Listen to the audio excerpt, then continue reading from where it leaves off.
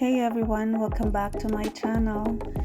So in today's video, I will be sharing with you my experience of my first dental appointment here in Canada using my Canadian Dental Care Plan, also known as CDCP. If you're new to Canada or you don't have dental insurance yet, this video might help you and encourage you to apply for one and see if you're eligible too. So when I got my approval letter from CDCP, I immediately looked for a dental clinic that covers CDCP. And when I found one, I called up the clinic and booked an appointment with them. And they give me a schedule right away. So since I don't know the location of the clinic yet, so I had to go there early and had to walk going to their building. So here, this is where the clinic is located. It's a very nice place.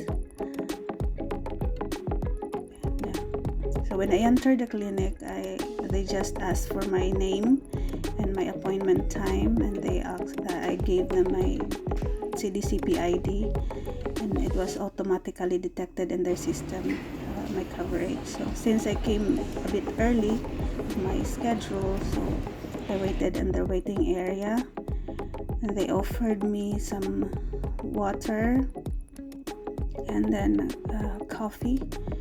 And after that, they brought me to the room, and then I had my dental x-rays and then the cleaning. I know. But I wasn't able to take a video of it now.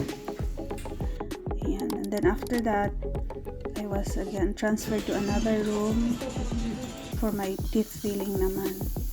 So, And also the teeth filling, medyo matagalan ako kasi madaming ipin ang dapat ipasta.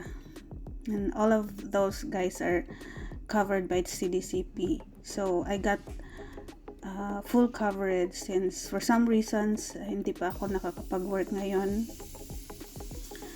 And so yeah, mostly of the staff in this clinic are Filipinos, guys. So hindi siya masyadong awkward and very accommodating yung mga staff. Although yung dentist ko is, I think, I'm not sure pero parang Indian siya. But she was so accommodating too. So ayan, medyo matagal lang siya. Ayan. CDCP, guys, is actually a program of Canada para dun sa mga walang dental insurance. And yun. So malaking tulong talaga siya actually, lalo na pag nakuha mo yung full coverage.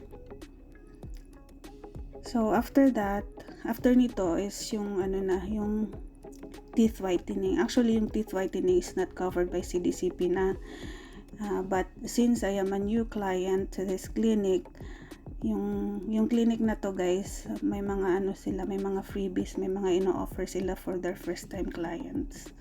So yan, medyo maga yung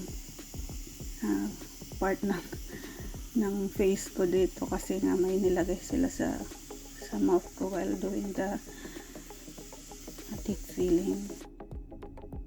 So ayan, ito na yung teeth whitening, guys. So as what I've said, this is free pero hindi na siya covered ng CDCP, para lang to sa mga doon na mga first time clients ng clinic na to. So that's it, guys. It was very, very nice experience.